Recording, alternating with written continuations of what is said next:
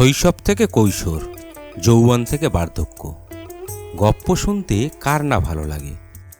আর যদি সেই গপ্প হয়ে ওঠে একান্ত নিজের গপ্প, চলুন স্মৃতির পাতাকে একটু উস্কে দিয়ে শুনি বৈঠকখানার গপ্প।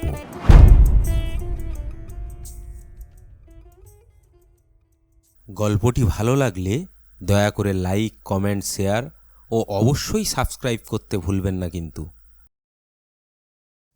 নমস্কার, আমি তনুময়, আর আপনারা শুনছেন বৈঠকখানার গপ্প। আজকের গল্প রবীন্দ্রনাথ ঠাকুরের হৈমন্তী।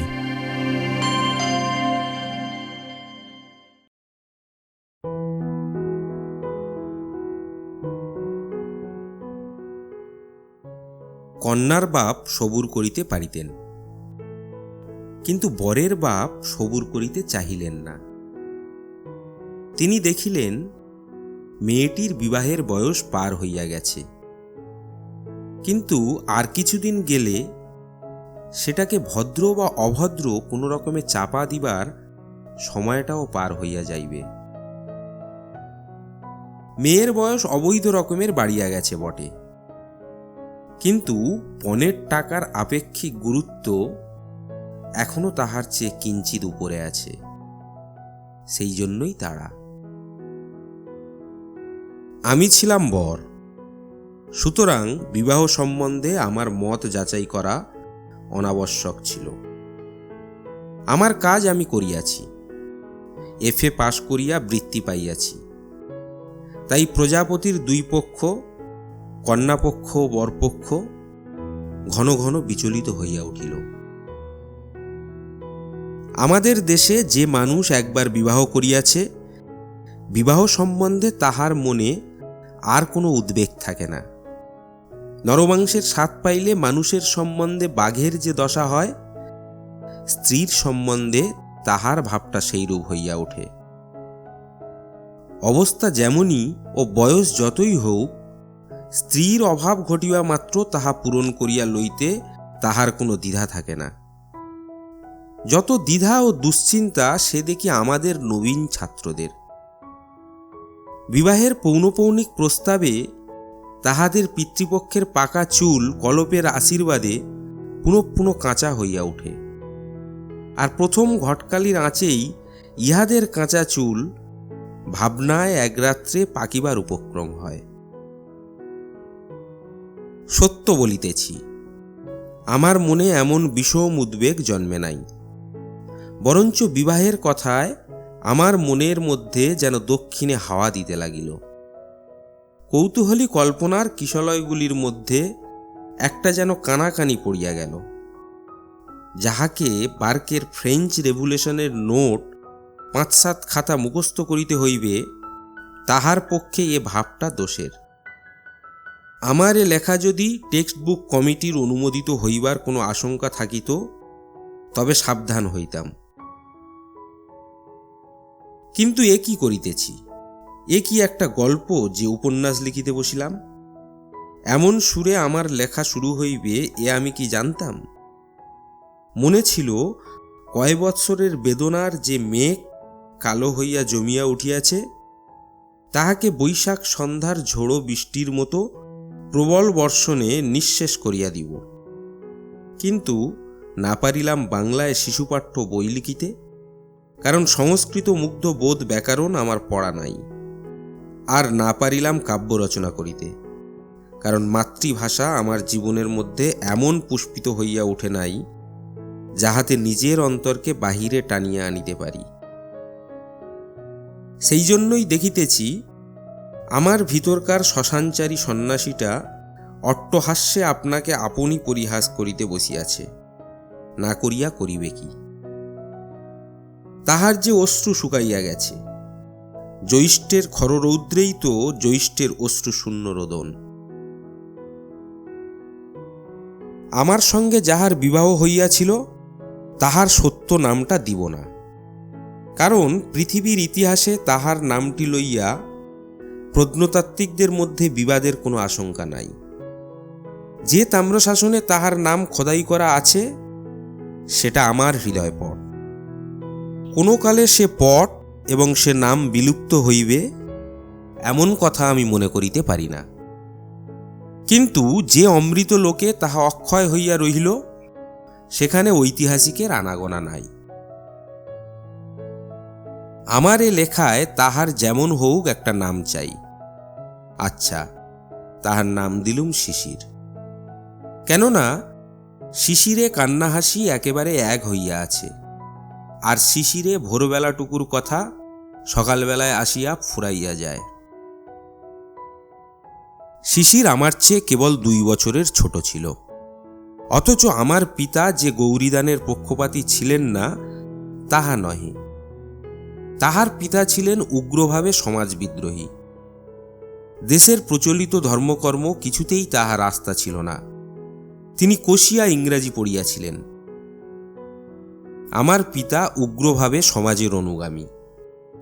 মানিতে তাহার বাধে এমন জিনিস আমাদের সমাজে সদরে বা অন্দরে দেউড়ি বা খিউড়ির পথে খুঁজিয়া পাওয়া দায়, কারণ ইনিও কষিয়া ইংরাজি পড়িয়াছিলেন। পিতামহ এবং পিতা উভয়েরই মতামত বিদ্রোহের 2 বিভিন্ন মূর্তি, কোনোটাই সরল স্বাভাবিক নহে। তবুও বড় বয়সের মেয়ের সঙ্গে বাবা যে আমার বিবাহ দিলেন, তাহার কারণ মেয়ের বয়স বড় বলিয়াই পণের অঙ্কটাও বড়। শিশির আমার শ্বশুরের একমাত্র মেয়ে। বাবার বিশ্বাস ছিল কন্যার পিতার সমস্ত টাকা ভাবি জামাতার ভবিষ্যতের গর্ভ পূরণ করিয়া তুলিতেছে।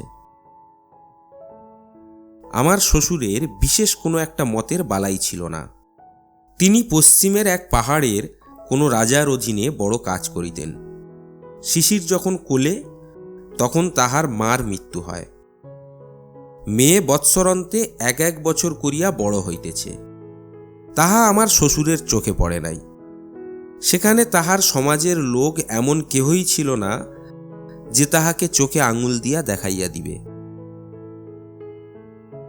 শিশিরের বয়স যথাসময়ে 16 হইল, কিন্তু সেটা স্বভাবের 16, সমাজের 16 নহে। কেহ তাহাকে আপন বয়সের জন্য সতর্ক হইতে পরামর্শ দেয় নাই। সেও আপন বয়সটার দিকে ফিরিয়াও তাকাইত না। কলেজে 3য় বৎসরে পা দিয়াছি। আমার বয়স 19। এমন সময় আমার বিবাহ হইল।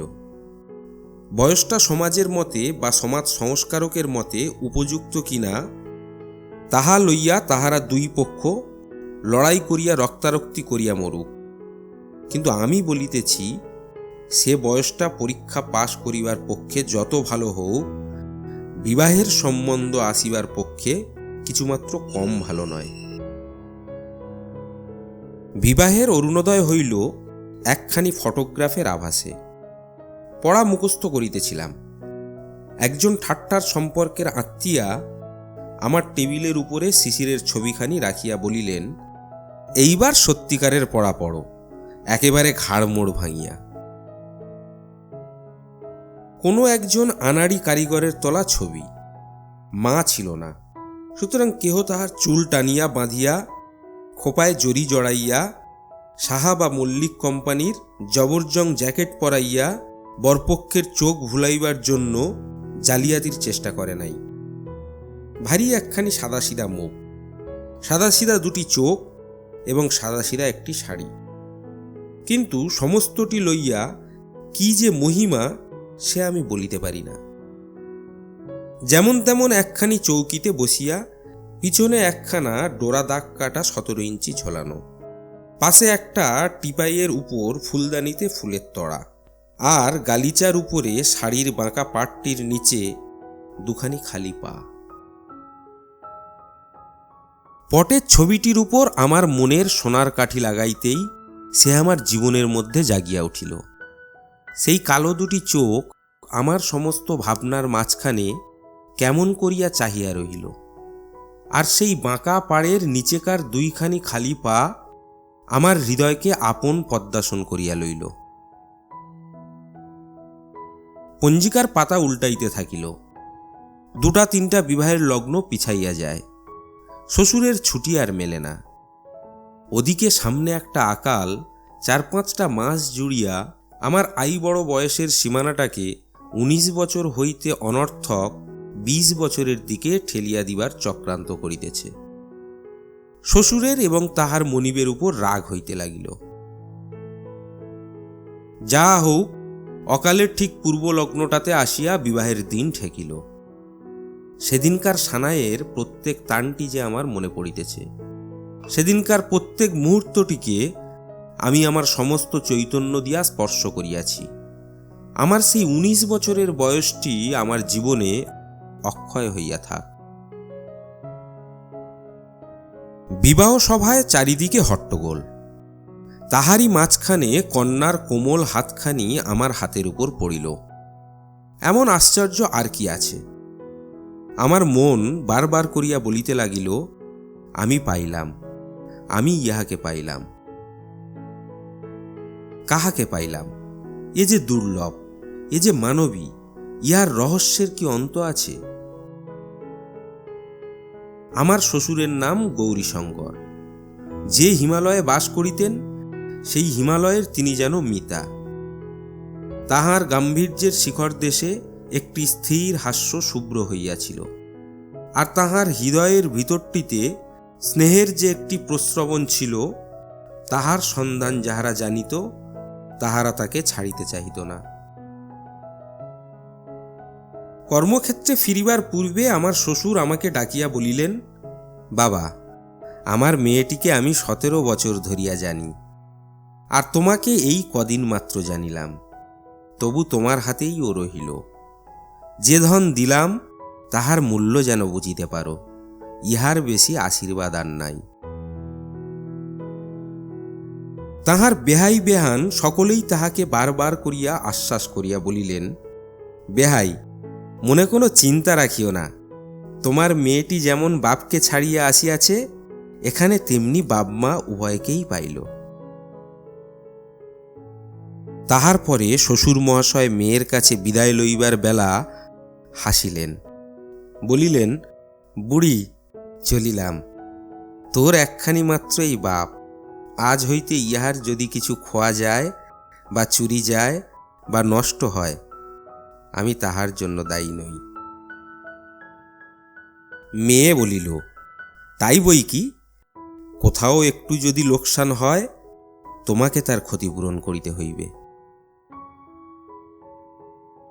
অবশেষে নিত্য তাহার যেসব বিষয়ে বিভ্রাট ঘটে, বাপকে সে সম্বন্ধে সে বারবার সতর্ক করিয়া দিল।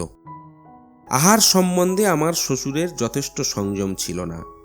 গুটি কয়েক অপথ্য ছিল, তাহার প্রতি তাহার বিশেষ আসক্তি। বাপকে সে সমস্ত প্রলোভন হইতে যথাসম্ভব ঠেকাইয়া রাখা মেয়ের এক কাজ ছিল। তাই আজ সে বাপের হাত ধরিয়া উদ্বেগের সহিত বলিল, বাবা, তুমি আমার কথা রেখো, রাখবে?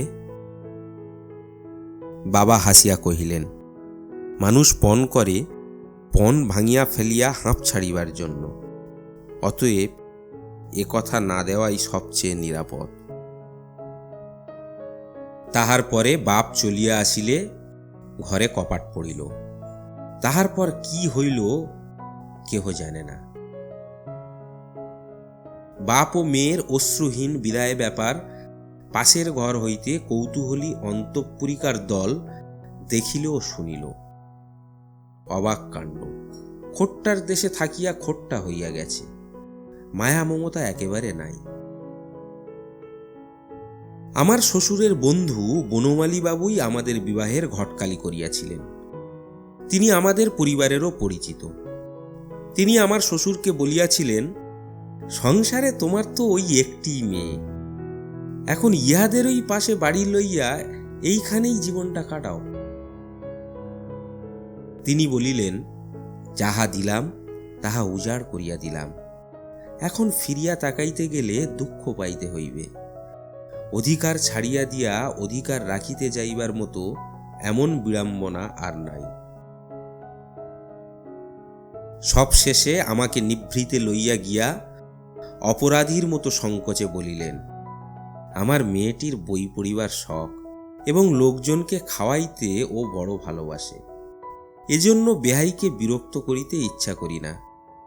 আমি মাঝে মাঝে তোমাকে টাকা পাঠাইব, তোমার বাবা জানিতে পারিলে কি রাগ করিবেন। প্রশ্ন শুনিয়া কিছু আশ্চর্য হইলাম।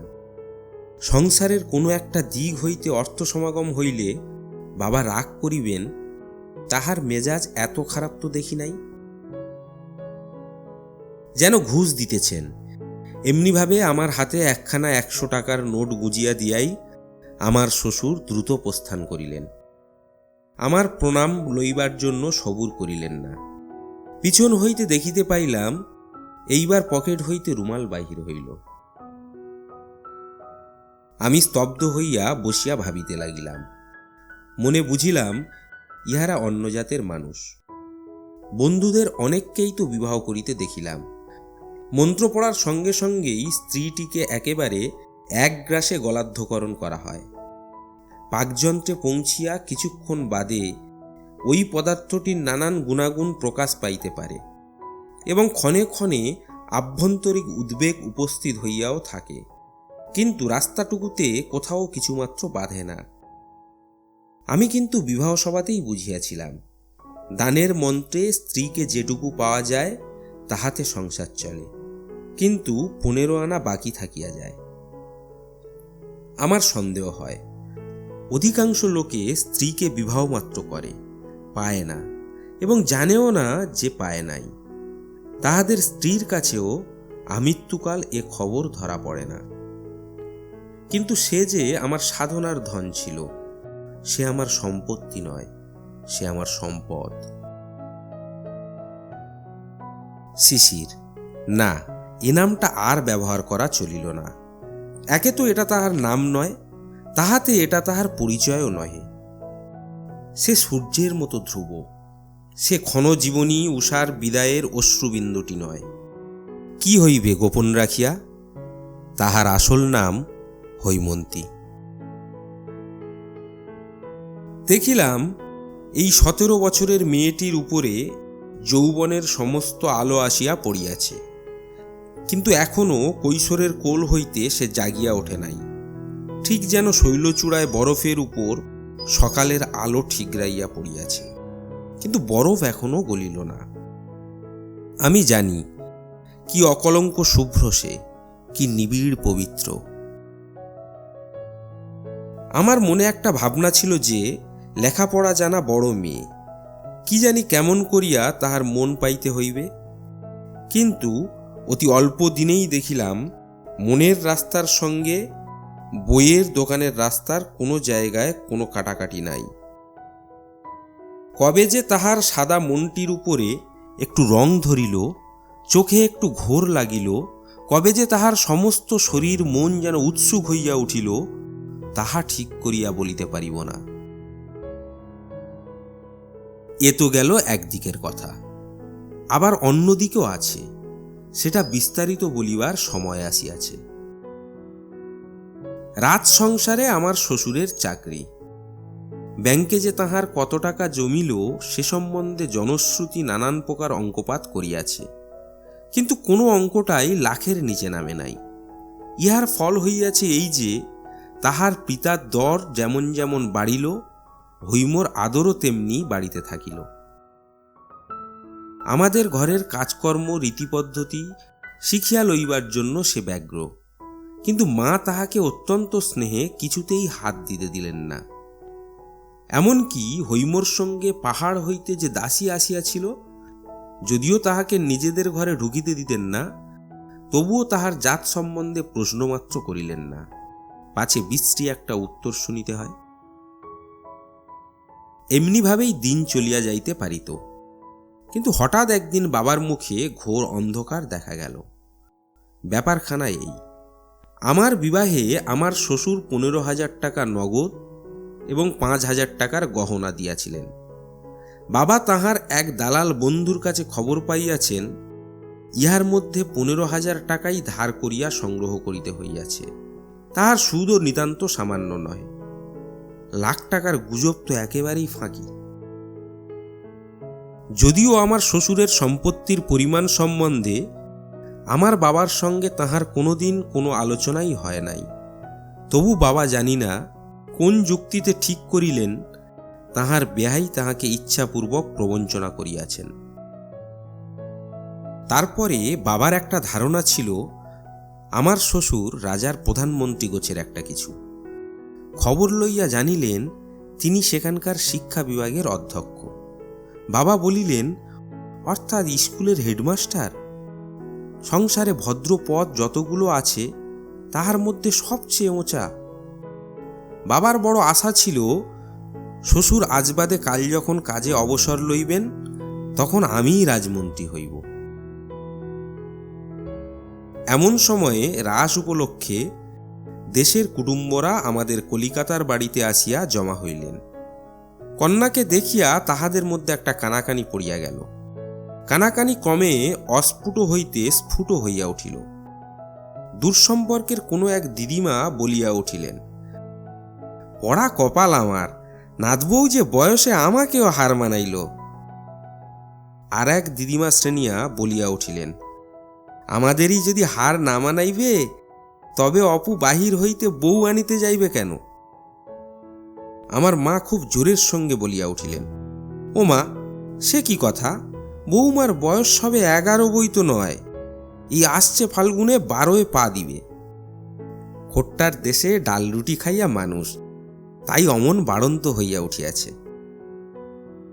দিদিমারা বলিলেন, বাছা, এখনো চোখে এত কম তো দেখি না। কন্যাপক্ষ নিশ্চয়ই তোমাদের কাছে বয়স ভাঁড়াইয়াছে। মা বলিলেন, আমরা যে কুষ্টি দেখিলাম। কথাটা সত্য, কিন্তু কোষ্ঠীতেই প্রমাণ আছে মেয়ের বয়স 17। প্রবীণরা বলিলেন, কুষ্টিতে কি আর ফাঁকি চলে না? এই লইয়া ঘোর তর্ক, এমনকি বিবাদ হইয়া গেল। এমন সময় সেখানে হৈম আসিয়া উপস্থিত। কোনো এক দিদিমা জিজ্ঞাসা করিলেন, নাতবউ, তোমার বয়স কত বলো তো? মা তাহাকে চোখ টিপিয়া ইশারা করিলেন। হৈম তাহার অর্থ বুঝিল না, বলিল, 17। মা ব্যস্ত হইয়া বলিয়া উঠিলেন, তুমি জানো না? হৈম কহিল, আমি জানি, আমার বয়স 17। দিদিমারা পরস্পর গা টেপাটেপি করিলেন। বধূর নির্বুদ্ধিতায় রাগিয়া উঠিয়া মা বলিলেন, তুমি তো সব জানো, তোমার বাবা যে বলিলেন তোমার বয়স 11। হৈম চমকিয়া কহিল, বাবা বলিয়াছেন? কক্ষনো না। মা কহিলেন, অবাক করিল, বেহাই আমার সামনে নিজের মুখে বলিলেন, আর মেয়ে বলে কক্ষনো না? এই বলিয়া আর একবার চোখ টিপিলেন। এবার হৈম ইশারার মানে বুঝিল। স্বর আরো দৃঢ় করিয়া বলিলেন, বাবা এমন কথা কখনোই বলিতে পারেন না। মা গলা চড়াইয়া বলিলেন, তুই আমাকে মিথ্যাবাদী বলতে চাস? হৈম বলিল, আমার বাবা তো কখনোই মিথ্যা বলেন না। ইহার পরে মা যতই গালি দিতে লাগিলেন, কথাটার কালি ততই গড়াইয়া ছিটাইয়া চারিদিকে লেপিয়া গেল।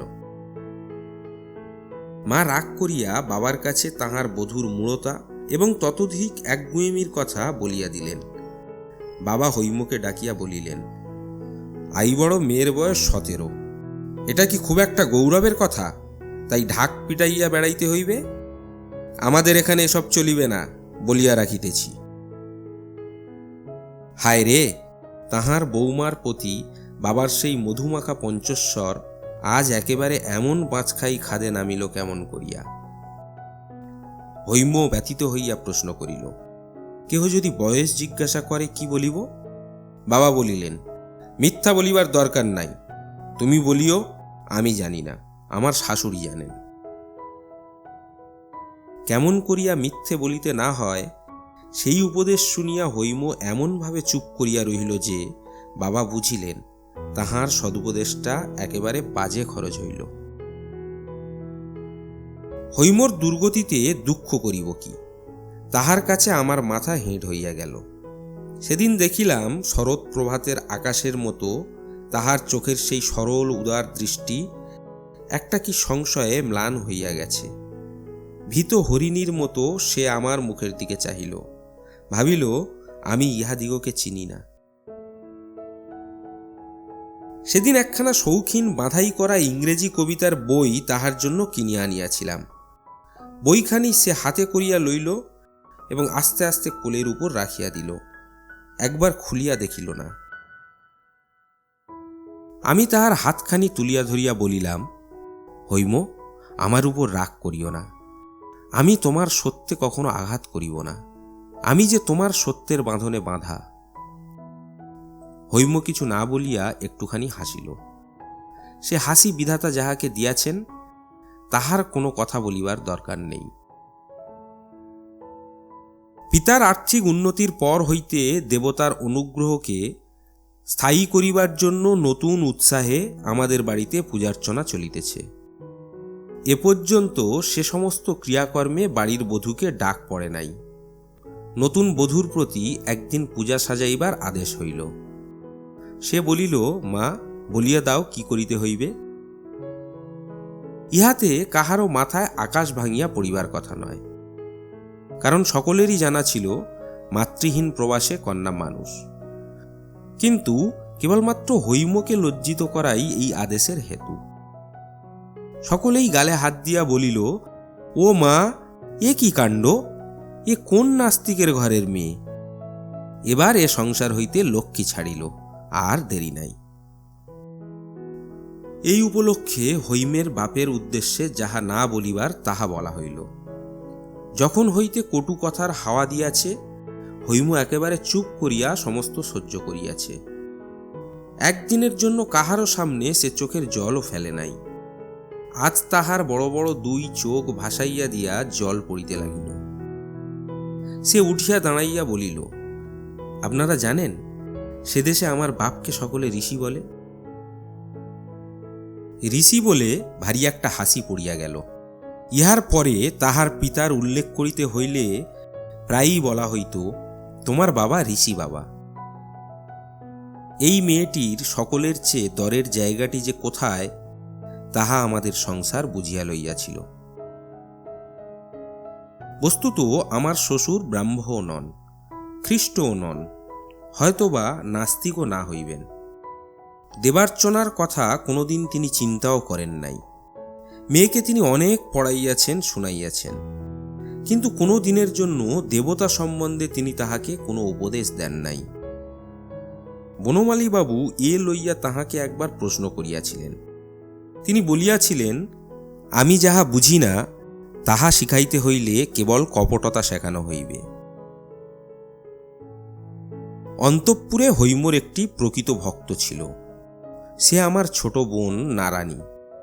বৌদিকে ভালোবাসে বলিয়া তাহাকে অনেক গঞ্জনা সহ্য করিতে হইয়াছিল। সংসার যাত্রায় হৈমর সমস্ত অপমানের পালা আমি তাহার কাছেই শুনিতে পাইতাম। একদিনের জন্য আমি হৈমর কাছে শুনি নাই। এসব কথা সংকোচে সে মুখে আনিতে পারিত না। সে সংকোচ নিজের জন্য নহে। হৈম তাহার বাপের কাজ হইতে যত চিঠি পাইত সমস্ত আমাকে পড়িতে দিত। চিঠিগুলি ছোট কিন্তু রসে ভরা। সেও বাপকে যত চিঠি লিখিত সমস্ত আমাকে দেখাইত। বাপের সঙ্গে তাহার সম্বন্ধটিকে আমার সঙ্গে ভাগ করিয়া না লইলে তাহার দাম্পত্য যে পূর্ণ হইতে পারিত না। তাহার চিঠিতে শ্বশুরবাড়ি সম্বন্ধে কোনো নালিশের ইশারাটুকুও ছিল না, থাকিলে বিপদ ঘটিতে পারিত। নারানীর কাছে শুনিয়াছি, শ্বশুরবাড়ির কথা কি লেখে জানিবার জন্য মাঝে মাঝে তাহার চিঠি খোলা হইত। চিঠির মধ্যে অপরাধের কোনো প্রমাণ না পাইয়া উপরওয়ালাদের মন যে শান্ত হইয়াছিল তাহা নহে। বোধ করি তাহাতে তাহারা আশাভঙ্গের দুঃখই পাইয়াছিলেন। বিষম বিরক্ত হইয়া তাহারা বলিতে লাগিলেন, এত ঘন ঘন চিঠিই বা কিসের জন্য? বাপই যেন সব, আমরা কি কেহ নই? এই লইয়া অনেক অপ্রিয় কথা চলিতে লাগিল। আমি ক্ষুব্ধ হইয়া হৈমকে বলিলাম, তোমার বাবার চিঠি আর কাহাকেও না দিয়া আমাকেই দিও। কলেজে যাইবার সময় আমি পোস্ট করিয়া দিব। হৈম বিস্মিত হইয়া জিজ্ঞাসা করিল, কেন? আমি লজ্জায় তাহার উত্তর দিলাম না। বাড়িতে এমন সকলে বলিতে আরম্ভ করিল, এইবার অপুর মাথা খাওয়া হইল, বিএ ডিগ্রির শিক্ষা তোলা রইল, ছেলেরই বা দোষ কি? সে তো বটেই, দোষ সমস্ত হৈমর। তাহার দোষ যে তাহার বয়স 17, তাহার দোষ যে আমি তাহাকে ভালোবাসি, তাহার দোষ যে বিধাতার এই বিধি। তাই আমার হৃদয়ের রন্ধ্রে রন্ধ্রে সমস্ত আকাশে আজ বাঁশি বাজিতেছে। বিএ ডিগ্রি অকাতর চিত্তে আমি চুলায় দিতে পারিতাম, কিন্তু হৈমর কল্যাণে পণ করিলাম, পাশ করবই এবং ভালো করিয়াই পাশ করিব। এপণ রক্ষা করা আমার সে অবস্থায় যে সম্ভবপর বোধ হইতেছিল, তাহার 2টি কারণ ছিল। এক তো হৈমর ভালোবাসার মধ্যে এমন একটি আকাশের বিস্তার ছিল যে সংকীর্ণ আসক্তির মধ্যে সে মনকে জড়াইয়া রাখিত না। সেই ভালোবাসার চারিদিকে ভারী একটা স্বাস্থ্যকর হাওয়া বহিত। দ্বিতীয়, পরীক্ষার জন্য যে বইগুলি পড়ার প্রয়োজন, তাহা হৈমর সঙ্গে একত্রে মিলিয়া পড়া অসম্ভব ছিল না। পরীক্ষা পাশের উদ্যোগে কোমর বাঁধিয়া লাগিলাম। একদিন রবিবার মধ্যাহ্নে বাহিরের ঘরে বসিয়া মার্টিনোর চরিত্রতত্ত্ব বইখানার বিশেষ বিশেষ লাইনের মধ্যপদগুলি ফাড়াইয়া ফেলিয়া নীল পেন্সিলের নাঙল চালাইতে লাগিলাম। এমন সময় বাহিরের দিকে হঠাৎ আমার চোখ পড়িল। আমার ঘরের সম্মুখে আঙিনার উত্তর দিকের অন্তঃপুরে উঠিবার একটা সিঁড়ি, তাহারই গায়ে গায়ে মাঝখানে গরাদে দেওয়া একটা জানালা। দেখি তারই একটি জানালায় হৈম চুপ করিয়া বসিয়া পশ্চিমের দিকে চাহিয়া। সেদিকে মল্লিকদের বাগানে কাঞ্চন গাছ গোলাপি ফুলে আচ্ছন্ন। আমার বুকে ধক করিয়া একটা ধাক্কা দিল। মনের মধ্যে একটা অনবধানতার আবরণ ছিঁড়িয়া পড়িয়া গেল। এই নিঃশব্দ গভীর বেদনার রূপটি আমি এতদিন এমন স্পষ্ট করিয়া দেখি নাই। কিছু না, আমি কেবল তাহার বসিবার ভঙ্গিটুকু দেখিতে পাইতেছিলাম। কোলের উপরে একটি হাতের উপর আরেকটি হাত স্থির পড়িয়া আছে, মাথাটি দেওয়ালের উপরে হেলানো, খোলা চুল বাম কাঁধের উপর দিয়া বুকের উপর ঝুলিয়া পড়িতেছে। আমার বুকের ভিতরটা হু হু করিয়া উঠিল। আমার নিজের জীবনটা এমনি কানায় কানায় ভরিয়াছে যে আমি কোথাও কোনো শূন্যতা লক্ষ্য করিতে পারি নাই। আজ হঠাৎ আমার অত্যন্ত নিকটে অতি বৃহৎ একটা নৈরাশ্যের গহ্বর দেখিতে পাইলাম। কেমন করিয়া কি দিয়া আমি তাহা পূরণ করিব? আমাকে তো কিছুই ছাড়িতে হয় নাই, না আত্মীয়, না অভ্যাস, না কিছু। হৈম যে সমস্ত ফেলিয়া আমার কাছে আসিয়াছে, সেটা কতখানি তাহা আমি ভালো করিয়া ভাবি নাই। আমাদের সংসারে অপমানের কণ্টক শয়নে সে বসিয়া, সে শয়ন আমিও তাহার সঙ্গে ভাগ করিয়া লইয়াছি। সেই দুঃখে হৈমর সঙ্গে আমার যোগ ছিল, তাহাতে আমাদিগকে পৃথক করে নাই। কিন্তু এই গিরিনন্দিনী 17 বৎসর কাল অন্তরে বাহিরে কত বড় একটা মুক্তির মধ্যে মানুষ হইয়াছে। কি নির্মল সত্যে এবং উদার আলোকে তাহার প্রকৃতি এমন ঋজু, শুভ্র ও সবল হইয়া উঠিয়াছে। তাহা হইতে হৈম যে কিরূপ নিরতিশয় ও নিষ্ঠুর রূপে বিচ্ছিন্ন হইয়াছে, এতদিন তাহা আমি সম্পূর্ণ অনুভব করিতে পারি নাই, কেননা সেখানে তাহার সঙ্গে আমার সমান আসন ছিল না। হৈম যে অন্তরে অন্তরে মুহূর্তে মুহূর্তে মরিতেছিল, তাহাকে আমি সব দিতে পারি, কিন্তু মুক্তি দিতে পারি না। তাহা আমার নিজের মধ্যে কোথায়? সেই জন্যই কলিকাতার গলিতে ওই গরাদের ফাঁক দিয়া নির্বাক আকাশের সঙ্গে তাহার নির্বাক মনের কথা হয়। এবং একদিন রাত্রে হঠাৎ জাগিয়া উঠিয়া দেখি সে বিছানায় নাই, তাহার হাতের উপর মাথা রাখিয়া আকাশ ভরা তারার দিকে মুখ তুলিয়া ছাতে শুইয়া আছে। মার্টিনো পড়িয়া রহিল। ভাবিতে লাগিলাম কি করি। শিশুকাল হইতে বারবার আমার সংকোচের অন্ত ছিল না। কখনো মুখোমুখি তাহার কাছে দরবার করিবার সাহস বা অভ্যাস আমার ছিল না। সেদিন থাকিতে পারিলাম না। লজ্জার মাথা খাইয়া তাহাকে বলিয়া বসিলাম, বউয়ের শরীর ভালো নয়, তাহাকে একবার বাপের কাছে পাঠাইলে হয়। বাবা তো একেবারে হতবুদ্ধি। মনে লেশমাত্র সন্দেহ রহিল না যে হৈমন্তী এইরূপ অভূতপূর্ব স্পর্ধায় আমাকে প্রবর্তিত করিয়াছে। তখনই তিনি উঠিয়া অন্তঃপুরে গিয়া হৈমকে জিজ্ঞাসা করিলেন, বলি বৌমা, তোমার অসুখটা কিসের? হৈম বলিল, অসুখ তো নাই। বাবা ভাবিলেন এ উত্তরটা তেজ দেখাইবার জন্য, কিন্তু হৈমর শরীরও যে দিনে দিনে শুকাইয়া যাইতেছিল তাহা আমরা প্রতিদিনের অভ্যাসবশতই বুঝি নাই। একদিন বনমালী বাবু তাহাকে দেখিয়া চমকাইয়া উঠিলেন। হ্যাঁ, এ কি হৈমি, এ কেমন চেহারা তোর, অসুখ করে নাই তো? হৈম কহিল, না। এই ঘটনার দিন দশেক পরেই বলা নাই কহা নাই হঠাৎ আমার শ্বশুর আসিয়া উপস্থিত। হৈমর শরীরের কথাটা নিশ্চয় বনমালী বাবু তাহাকে লিখিয়াছিলেন। বিবাহের পর বাপের কাছে বিদায় লইবার সময় মেয়ে আপনার অশ্রু চাপিয়া নিয়াছিল। এবার মিলনের দিন বাপ যেমনি তাহার চিবুক ধরিয়া মুখটি তুলিয়া ধরিলেন, অমনি হৈমর চোখের জল আর মানা মানিল না। বাপ একটি কথা বলিতে পারিল না, জিজ্ঞাসা পর্যন্ত করিলেন না, কেমন আছিস?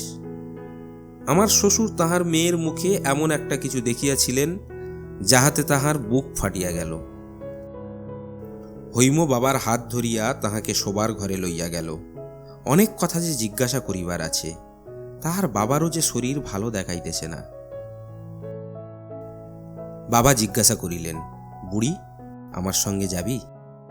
হৈম কাঙালের মতো বলিয়া উঠিল, যাব। বাপ বলিলেন, আচ্ছা, সব ঠিক করিতেছি। শ্বশুর যদি অত্যন্ত উদ্বিগ্ন হইয়া না থাকিতেন, তাহা হইলে এ বাড়িতে ঢুকিয়াই বুঝিতে পারিতেন এখানে তাহার আর সেদিন নাই। হঠাৎ তাহার আবির্ভাবকে উপদ্রব মনে করিয়া বাবা তো ভালো করিয়া কথাই কহিলেন না।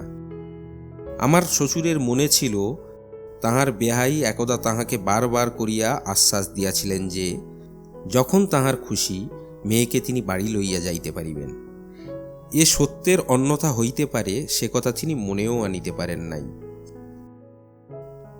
বাবা তামাক টানিতে টানিতে বলিলেন, বেহাই, আমি তো কিছু বলিতে পারি না। একবার তাহলে বাড়ির মধ্যের উপর বরাত দেওয়ার অর্থ কি আমার জানা ছিল। বুঝিলাম কিছুই হইবে না, কিছু হইলও না। বৌমার শরীর ভালো নাই, এত বড় অন্যায় অপবাদ। শ্বশুর মশায় স্বয়ং একজন ভালো ডাক্তার আনিয়া পরীক্ষা করাইলেন। ডাক্তার বলিলেন, বায়ু পরিবর্তন অনাবশ্যক, নহিলে হঠাৎ একটা শক্ত ব্যামো হইতে পারে। বাবা হাসিয়া কহিলেন, হঠাৎ একটা শক্ত ব্যামো তো সকলেরই হইতে পারে, এটা কি আবার একটা কথা? আমার শ্বশুর কহিলেন, জানেন তো, উনি একজন প্রসিদ্ধ ডাক্তার, উহার কথাটা কি? বাবা কহিলেন, অমন ঢের ডাক্তার দেখিয়াছি, দক্ষিণার জেরে সকল পণ্ডিতের কাছেই সব বিধান মেলে এবং সকল ডাক্তারের কাছে সব রোগের সার্টিফিকেট পাওয়া যায়। এই কথাটা শুনিয়া আমার শ্বশুর একেবারে স্তব্ধ হইয়া গেলেন। হৈম বুঝিল তাহার বাবার প্রস্তাব অপমানের সহিত অগ্রাহ্য হইয়াছে। তাহার মন একেবারে কাঠ হইয়া গেল। আমি আর সইতে পারিলাম না। বাবার কাছে গিয়া বলিলাম, হৈমকে আমি লইয়া যাব। বাবা গর্জিয়া উঠিলেন, বটে রে, ইত্যাদি ইত্যাদি। বন্ধুরা কেহ কেহ আমাকে জিজ্ঞাসা করিয়াছেন, যাহা বলিলাম তাহা করিলাম না কেন? স্ত্রীকে লইয়া জোর করিয়া বাহির হইয়া গেলেই তো হইত, গেলাম না কেন? কেন? যদি লোকধর্মের কাছে সত্য ধর্মকে না ঠেলিব, যদি ঘরের কাছে ঘরের মানুষকে বলি দিতে না পারিব, তবে আমার রক্তের মধ্যে বহু যুগের যে শিক্ষা তাহা কি করিতে আছে? জানো তোমরা, যেদিন অযোধ্যার লোকেরা সীতাকে বিসর্জন দিবার দাবি করিয়াছিল, তাহার মধ্যে আমিও যে ছিলাম, আর সেই বিসর্জনের গৌরবের কথা যুগে যুগে যাহারা গান করিয়া আসিয়াছে, আমিও যে তাহাদের মধ্যে একজন।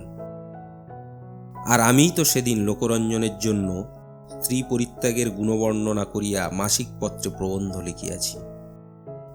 বুকের রক্ত দিয়া আমাকে যে একদিন দ্বিতীয় সীতা বিসর্জনের কাহিনী লিখিতে হইবে, সে কথা কে জানিত? পিতায় কন্যায় আরেকবার বিদায়ের ক্ষণ উপস্থিত হইল। এইবারেও দুজনেরই মুখে হাসি। কন্যা হাসিতে হাসিতেই ভৎসনা করিয়া বলিল, বাবা, আর যদি কখনো তুমি আমাকে দেখিবার জন্য এমন ছোটাছুটি করিয়া এ বাড়িতে আসো, তবে আমি ঘরে কপাট দিব। বাপ হাসিতে হাসিতেই বলিলেন, ফের যদি আসি তবে শীত কাঁটি সঙ্গে করিয়া আসিব। ইহার পরে হৈমর মুখে তাহার চিরদিনের সেই স্নিগ্ধ হাসিটুকু আর একদিনের জন্য দেখি নাই। তাহারও পরে কি হইল সে কথা আর বলিতে পারিব না। শুনিতেছি মা পাত্রী সন্ধান করিতেছেন। হয়তো একদিন মার অনুরোধ অগ্রাহ্য করিতে পারিব না, ইহাও সম্ভব হইতে পারে। কারণ থাক, আর কাজ কি।